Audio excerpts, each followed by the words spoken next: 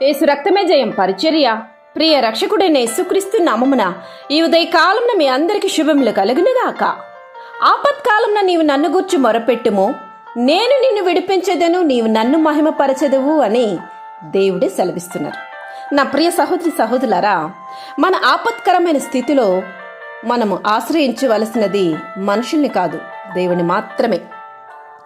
నీ చుట్టూ ఉన్న పరిస్థితులకు జరుగుతున్న అన్యాయానికి కారణం దేవుడు లేకపోవడం కాదు, కానీ నీ జీవితంలో నీ కష్టాలు తీరకపోవడానికి, నీ సమస్యలు పరిష్కరించకపోవడానికి కారణం నీకుంటున్న సమస్యనే. అంటే నీవు దేవునిపై పూర్తిగా ఆనుకోకపోవడమే సమస్య అంటున్నాను.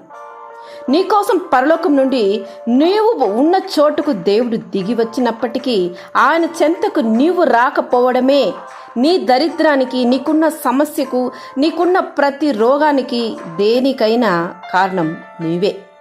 నిన్ను నీవు తగ్గించుకొని ఆయన శరణ కోరకపోవడమే ఆ సమస్య ఇంతవరకు తీరకుండా నిన్ను ఇబ్బంది పరుస్తున్నది. ఆయన సహాయం కోసం నీవు ఆయనను ఆశ్రయించు.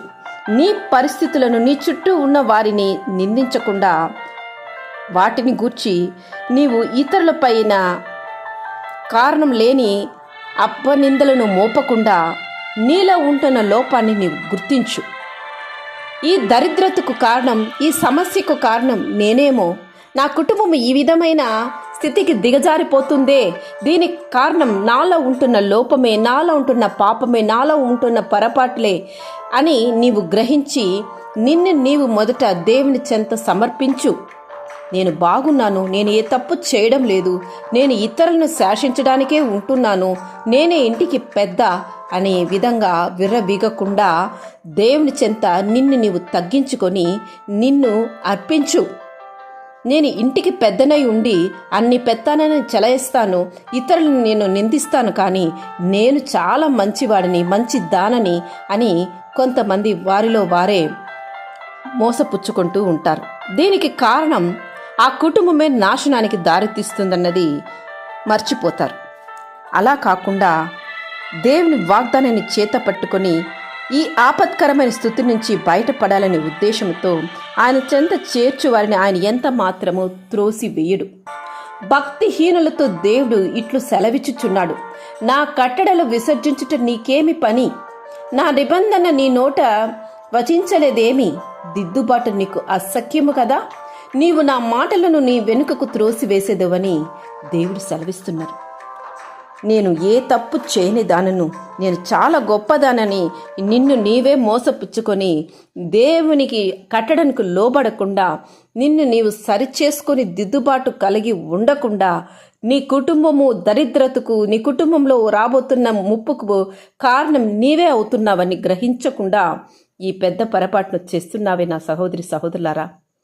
సరిదిద్దుకో, దేవుడి వద్ద క్షమాపణ పొందుకో, తప్పక నిన్ను దేవుడు ఆశీర్వదిస్తారు. నీవు నేను దేవుని చేత సృష్టింపబడ్డాము. మన జీవితంలో ఏ సమస్య వచ్చినా మనం చెప్పుకోవలసింది, మనల్ని సృష్టించిన ఆ సృష్టికర్తకే. మనిషిని సృష్టించిన సర్వశక్తి కలిగిన దేవుడు కాబట్టి మనిషికి వచ్చే ప్రతి సమస్య ఆయన తీర్చగలడు. ఆయన నిన్ను సృష్టించిన తండ్రి కాడా, ఆయన నిన్ను పుట్టించి స్థాపించాను కదా. ఈరోజు నీ ఆర్థిక సమస్యలకు, నీ కలిగి ఉన్న కుటుంబ సమస్యలకు నీవు విరక్తి చెందకుండా, ఇతరులపై ఆ యొక్క ఇబ్బందికరమైన స్థితికి కారణం వాళ్ళు వీళ్ళు అనేసి ఇంట్లో ఉండే వాళ్ళని నిందించకుండా దేవుని చెంత నీ సమస్యను తెలియపరచు. నీ ప్రతి సమస్య తీర్చగలవాడు మన ప్రభువైన యేసుక్రీస్తు. కావున ఆయన దగ్గరకు వచ్చి ఆ సమస్యను నీవు అర్పించినప్పుడు ఆ సర్వశక్తి కలిగిన దేవుడు వెనువెంటనే నీకు జవాబిచ్చి నిన్ను కాపాడును. ఈ సమస్య నుంచి నిన్ను కృంగిపోకుండా దేవుడు నిన్ను విడిపించగలిగిన ఏకైక దేవుడు ఆయన. నీ సమస్యను దేవుని చెంత అర్పించి ప్రశాంతంగా జీవించు.